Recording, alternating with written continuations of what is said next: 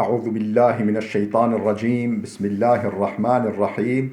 Elhamdülillah ve salatu ve selamu ala Resulillah. Değerli arkadaşlar, Farsça gramer dersimizin 47.sini yapmak üzere birlikteyiz. Geçen dersimizde merhum muallim Ahmet Cevad'ın Lisan-ı Farsi adlı eserinden 131. sayfaya gelmiştik. Konumuz neydi? Edatlarla mürekkep fiiller, yani edatlarla birlikte kullanılan fiiller. Yani bir takım edatlar var. O edatlar bazı fiillerin başına gelir. O fiillerin manasını ya tadil eder ya tağyir eder. Yani ya hafifçe rötuşlar, dokunuşlarda bulunur, düzenler yahut da tamamen değiştirir. Bu edatlardan bir tanesini görmüştük. Neydi o? Baz kelimesi, tırnak içine baz edatıydı. Mesela baz ameden, baz kerden vesaire, o baz edatının işte beraber kullanıldığı fiillere örnekler vermiştik. Şimdi ikinci edatımıza geldik. İkinci maddedeyiz. Ber kelimesi. Ber, tırnak içinde ber edatı. Yukarı, üzeri, üst, ileri, dışarı manalarını ifade eder. Bu ber kelimesi normalde hangi manalara geliyor? Yukarı, üzeri, üst, yani üst taraf, ileri, dışarı gibi manaları ifade eder. Bu ber kelimesi. Şimdi beraber kullanıldı. Bu ber edatının beraber birlikte kullanıldığı fiillere örnekler veriyoruz. Ameden gelmek. Ber'ameden yukarı gelmek. Ber'ameden yukarı gelmek, yukarı çıkmak, kalkmak, suud etmek. Suud etmek, yükselmek. Üstünden gelmek. Yani üstesinden gelmek. Üstüne ber'ameden bir şeyin üstünden yani üstesinden gelmek, muvaffak olmak, tulu etmek, doğmak, güneş gibi böyle yukarıdan doğmak ve şems ve saire hakkında. Güneş ve ay, yıldız vesaire gibi ber'ameden tulu etmek, doğmak anlamına da geliyor. Yani ameden gelmek fiiline bakınız nasıl mana katıyor, nasıl değişik bir mana katıyor. Bu ber edatı o fiilin başına geldiğinde. Averden getirmek. Beraverden, şimdi ber getireceğiz başına. Beraverden yukarı getirmek, kaldırmak, ilka etmek. İlka etmek yani atmak. Bir sesi, bir savti vesaire. Bir sesi, bir savt, yani bir ses vermek, bir ses çığlık atmak gibi. Beraverden yükseltmek, bir binayı mesela, bir binayı ve ila ahirihi vesaire, sevk et, efendim, e, ha, sökmek, bir ağacı vesaireyi sökmek ila ahir, bu anlamları da katıyor. Bu ber kelimesi gelmek anlamına gelen, getirmek anlamına gelen averdenin başına geldiğinde. Daştan. Daştan tutmak, malik olmak, sahip olmak anlamına geliyor daştan. Şimdi berdaştan, yani berle beraber kullanacağız. Berdaştan yukarı tutmak. Yukarı tutmak, kaldırmak, taşımak, tahammül etmek, yani sırtlanmak, üstlenmek, düşürmek, daha doğrusu devşirmek, yani toplamak, meyve, çiçek vesaire için devşirmek. Berdaştan devşirmek, toplamak, kazanmak, elde etmek anlamına da geliyor. Çiğden toplamak. Devşirmek, toplamak, dermek. Berçiğden toplamak, iddihar etmek, yani iddihar etmek, biriktirmek, saklamak, kazanmak gibi anlamlara geliyor. Çiğden toplamak ama berçiğden olduğu zaman berçiğden toplamak, iddihar etmek, biriktirmek, kazanmak gibi anlamlara geliyor. Giriften tutmak anlamına geliyor normalde.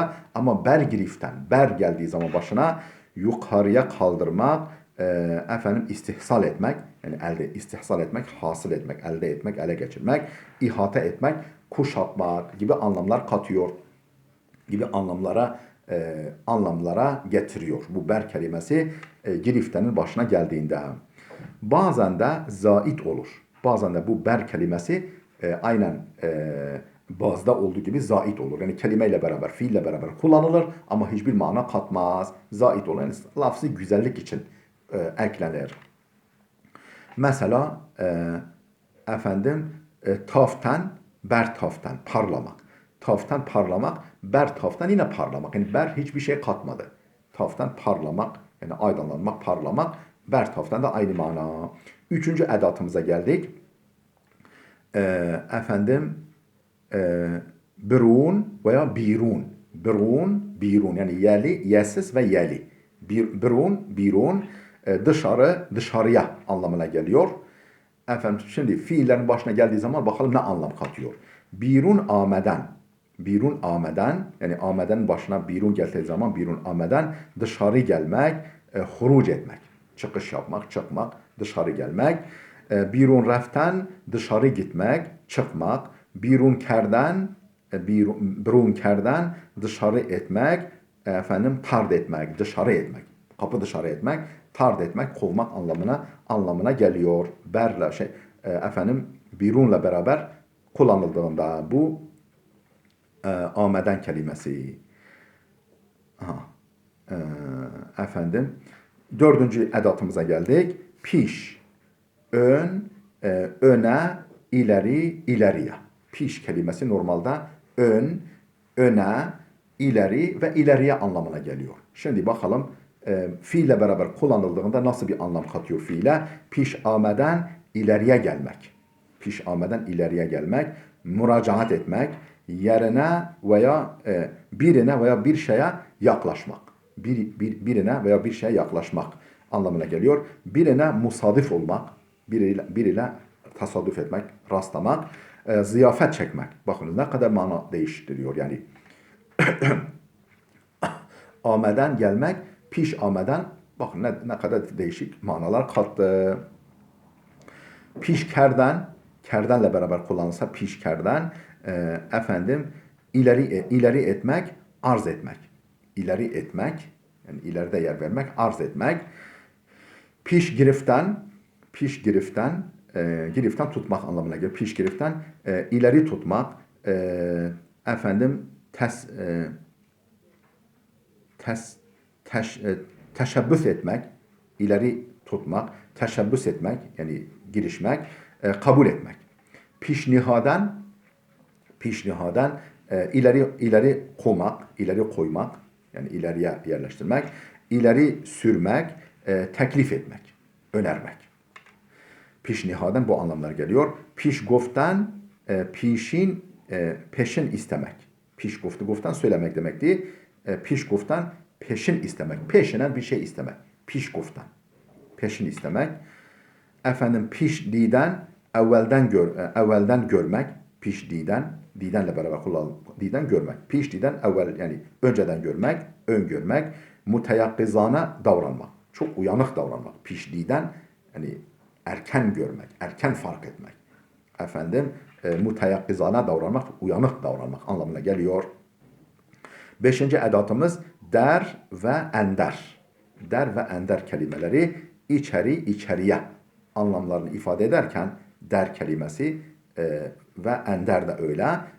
İçeriye anlamını ifade ederken tek başına. Peki fiille beraber kullanıldığı zaman fiile ne anlam katıyor? Der ameden içeri gelmek, girmek.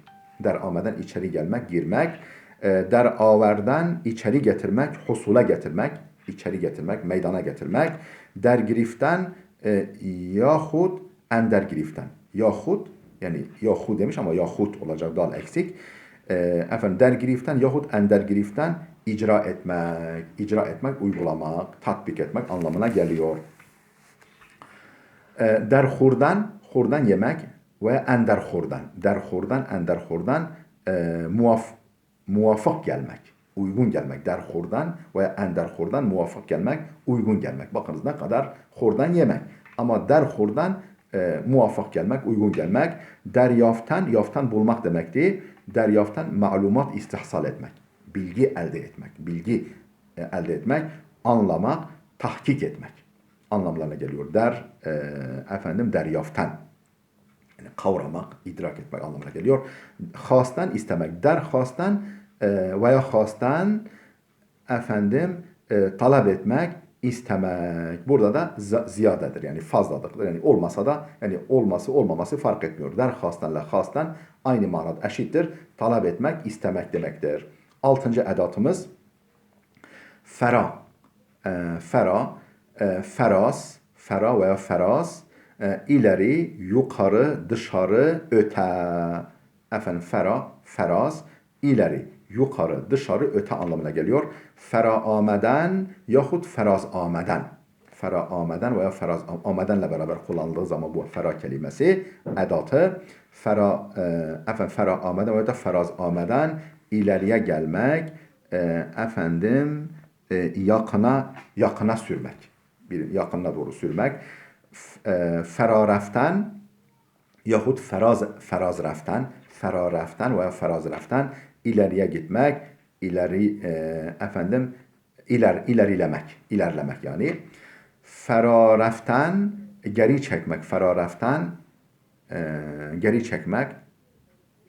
Bence bu feragiriften olacak. Feragiriften geri çekmek. Ferareften, özür dilerim. Ferareften geri çekilmek. Ferareften geri çekilmek, geriye doğru gitmek. Feradaştan ileride tutmak. Feradaştan ileride tutmak. Asmak, bir yere bir şey asmak. Uzatmak. Kulak. Bu uzatmak ne demek? Kulak, el vesaire hakkında.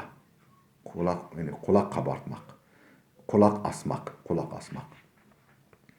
Fera enduktan üst üste yığmak. Enduktan yığmak demek. Fera enduktan üst üste yığmak.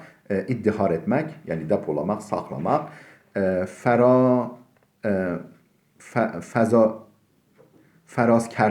Ferazkerden ileriye veya geriye itmek. İleriye veya geriye itmek. Kapamak veya açmak. Kapı vesaire gibi. Kapıyı vesaire. Yedinci edatımız fiille beraber kullanılan ve fiilin manasını değiştiren veya düzelten, düzenleyen başka bir edat. Furu yahut furut. Furu veya furut aşağı demek. Furud ameden aşağıya gelmek, inmek, attan inmek. Furu buradan aşağıya götürmek, buradan götürmek demek. Furu buradan aşağıya götürmek. Eğmek yani eğmek, başı vesaire. Başı vesaire eğmek, furu buradan fiil şekilde kullanılır. İndirmek, yutmak. Furuşudan aşağı gitmek. Yatmak, furuguzaştan aşağıya koymak, indirmek, ve terk etmek. Feragat etmek. Terk etmek, feragat etmek. Bir şeyden feragat etmek anlamına geliyor. İhtar, not. Esnai tarifte be, mi, ne edatları bu edatlarla fiiller arasına gelir. Esnai tarifte. Tarif esnasında burayı tam anlayamadım. Derdi ben de tam anlayamadım. Esnai tarifte tarif yani belirlilik esnasında be, mi, ne edatları bu edatlarla beraber yukarıdaki edatlarla fiiller arasına gelir. Mesela bermi ayet. Furu buburet ve baz neyamet. Bakınız arasına gelir. Bermi ayet. Mi geldi. Bermi ayet. Furu beburet. Burada be geldi. Baz neyamet. Burada da ne geldi. Ama o tarifi anlayamadım. Yani demek istiyor ki bunu şu kadarını bilelim. Efendim ben anlamadım, siz de anlamamışsınızdır. O zaman ne diye? Yani bu bazen fiille beraber bu şeyler de gelebiliyor. Be, mi, ne edatla, yani şeyler ekleri de gelebiliyor. O edatla efendim fiil arasına. Şiirde bu edatların tehiri caizdir. Yani normalde edat önce, fiil sonra geliyor. Ama efendim şiirde biraz daha esneklik var. Efendim fiilden sonra gelebilir. Bu edatların tehiri caizdir. Yani fiilden sonra ertelenmesi caizdir. Mesela guyet baz. Baz guyet yerine guyet baz, baz guyet. Ahmet piş, piş Ahmet gibi kullanılır. Efendim, değerli dostlar, burada dursun. Gelecek dersimize kadar Allah'a emanet olun. Ama videomuzu beğendiyseniz, derslerimizi beğeniyorsanız bu ve benim YouTube kanalımdaki diğer derslere de göz atmanızı rica ediyorum, tavsiye ediyorum. Faydanıza olacağına inanıyorum. Efendim faydalı olduğuna ben kanaat getiriyorum. Siz de faydalı görüyorsanız lütfen etrafınızdaki herkese tanıtın. Bizim tam bir akademi gibi olacak Allah'ın izniyle. Şu anda o öyle olma yolunda. Efendim herkese faydalı olacak bu sofrada. Efendim gıdalar var, faydalı bilgiler var. Lütfen omuz verelim. Efendim bu çorbada tuzunuz olsun. Allah'a emanet olun.